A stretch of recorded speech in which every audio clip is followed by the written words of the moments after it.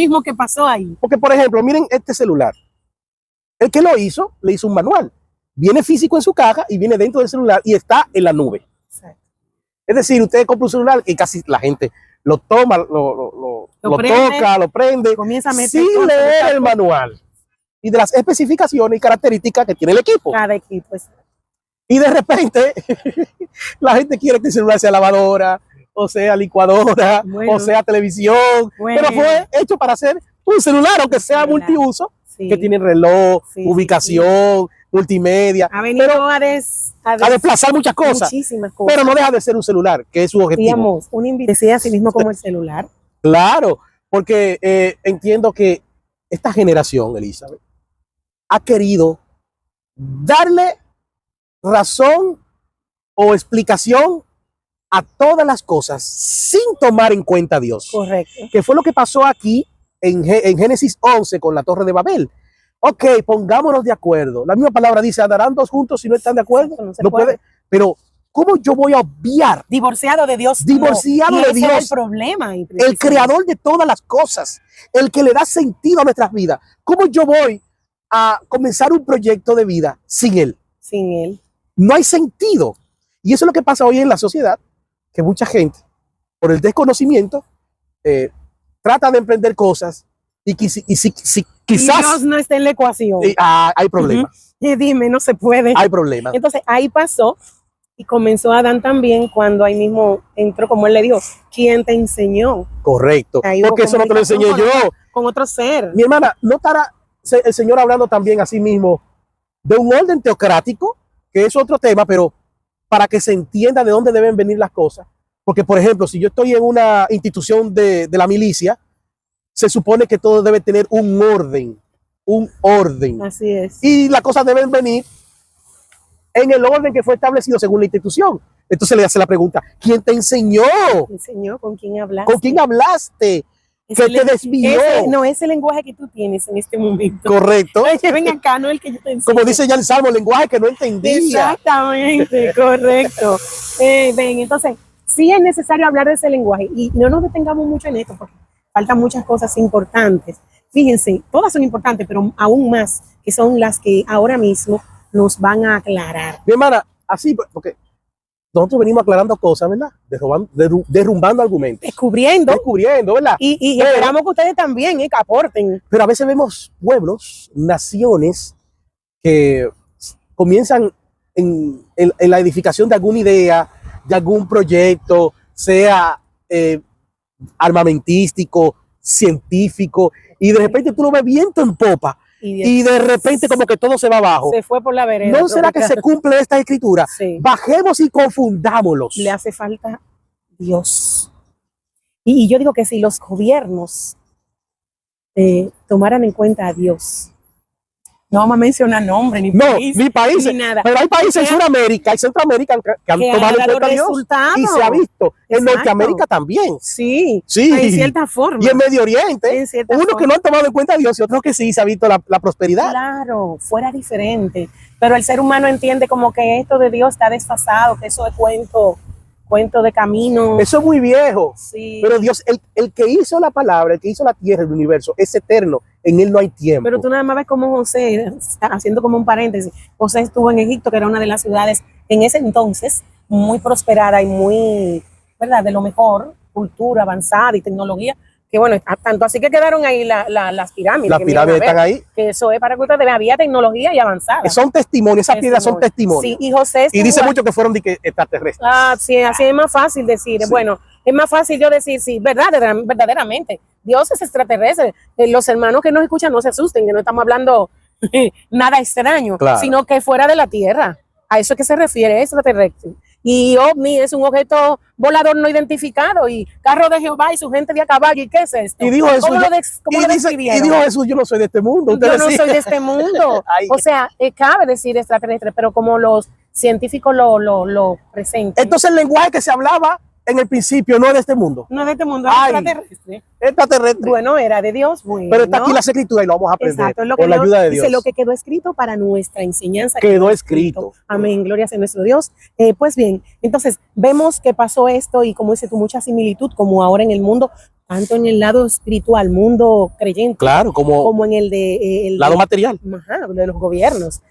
Sin Dios, la cosa no prosperan, no funciona. No funcionan. Funcionan, pero a la costa o a la larga, no detonan. Y pues, detonan. Pues bien. Por eso han caído los imperios, el imperio romano, sí, persa, chino. Su frondoso, y definitivamente cae, porque así como mencionamos que en el mundo, en lo espiritual, pueblo cristiano, en gobiernos, hay que tener cuidado que no se repita, porque dice Eclesiastés que lo que fue ya es, y lo que ha sido hecho fue ya, que Dios restaura lo que pasó. Debemos tener cuidado que con nosotros no restaure el Señor lo malo. Ya esa es nuestra parte.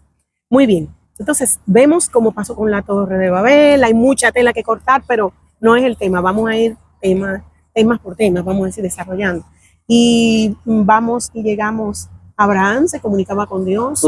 Moisés, dijimos la semana pasada que Dios le pidió que se quitara la sandalia. Correcto. Y cuando Moisés tiene su comunicación con Dios, dice, ¿cómo haré para que crean que tú me enviaste? Ahí Dios le dice, vas a hacer esto y mira aquello. Cosa muy interesante que me encanta cuando le dice, mete tu mano en tu pecho, en tu seno, y cuando la introduce, que la saca, ve su mano toda blanca con lepra, y le dice, vuelve y introdúcela, y luego sale. Y es un mensaje para mí maravilloso. Hay un lenguaje. Ahí hay lenguaje de Tengo aquí la del calzado. Sí, a ver. Dice, viendo Jehová que él iba a ver, lo llamó Dios de en medio de la zarza y dijo, Moisés, Moisés. Y él respondió, heme aquí, y dijo, no te acerques, quita tu calzado de tus pies, porque el lugar en que tú estás, tierra santa es. Y yo me imagino que no era lo físico, porque Dios es espíritu. Porque yo pensando así, mi hermana Elizabeth, Adán no tenía calzado. Había un contacto directo con la tierra. Exacto. No era calzado porque Dios es espíritu y siempre lo ha sido. A mí me encanta, yo amo a Jehová Dios, adoro a mi creador porque yo veo su palabra y mucha gente duda y yo le doy gracias a Dios por esa chispa milagrosa, como decía ese himno que cantábamos de inteligencia que Dios nos da espiritual, claro, óyeme, claro. Porque yo veo las esa cosas. Chispa de inteligencia. No, eso es maravilloso, porque Dios es espíritu y siempre lo ha sido. Dios le dice con Moisés, ¿verdad? Circuncida el prepucio, le dice circuncídalo, ¿verdad? Y Dios le dijo circuncida el prepucio del corazón. O sea, siempre Dios ha sido el mismo, Dios no cambia. Es por causa del hombre que el lenguaje y los símbolos y las cosas que Dios le permite es para que entendamos, porque lamentablemente no es solamente conocer códigos orales y ¿cómo te digo? Y gestuales, no, es la disposición del corazón. Para entender ese lenguaje que tiene que haber una disposición, y hablando esto, nos vamos también a Moisés, y el que pueda escudriñar y buscar la palabra calzado en su traducción, a ver qué connotaciones le da, porque de ahí es que hace que se saca. Así se sacan esas pepitas de oro, como le decimos. Vámonos cuando Moisés está con el pueblo de Israel, Denny. Y está ese monte encendido, fuego, trueno. Hebreo, me encanta cómo lo describe. Hebreos, en el libro de Hebreos lo describen mucho mejor que en el mismo de Éxodo, ahí que lo menciona.